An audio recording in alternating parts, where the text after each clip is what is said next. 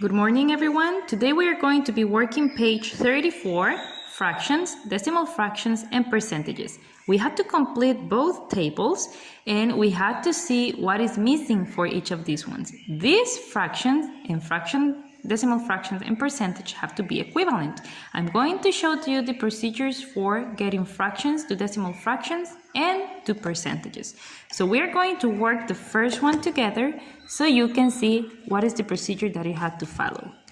Okay, so let's see. We have the first fraction is 3/5. So you copy 3/5. This is your fraction. So we have to make our fraction to become a decimal fraction. So this is the fraction and we have to make that to be a decimal fraction. So this is the procedure. A fraction is a division. So you take your denominator into your numerator. 5 into 3 is 0 because this is smaller. So we have to use decimal points. You can add all the zeros you need so you can get the answer that you need. 5 into 30 is 6. 6 times 5 is 30. So we have 0. So do you see we have 0.6.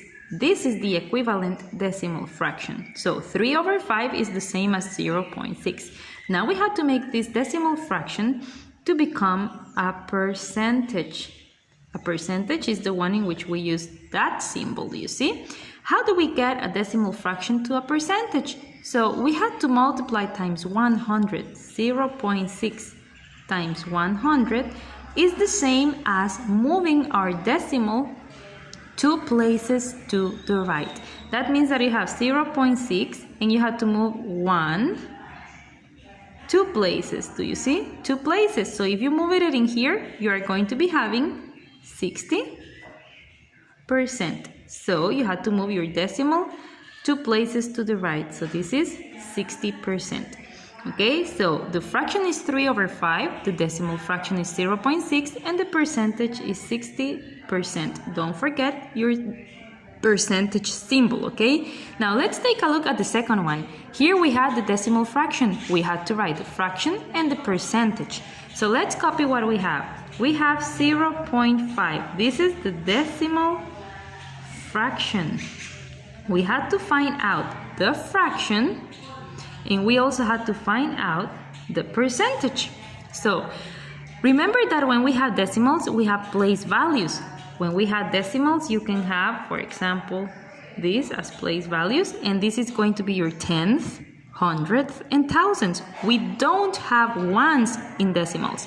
So this is your tenths, this is your hundredths, this is your thousands. Okay, that means that if I have this, or I have 0.5, for example, this is the same as having 5/10, because this is the tenth. If I have 0.25, this is the same as having 25/100, because if I have 2 places, I'm in the hundreds.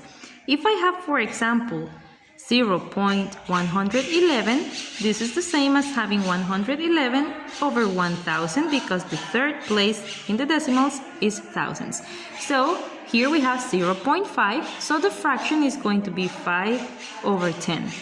When we have here the decimal fraction, it's easy to get the percentage because we just have to move the decimal. Do you see? We have to move the decimal 2 places, 2 places to the right. So we have 50%.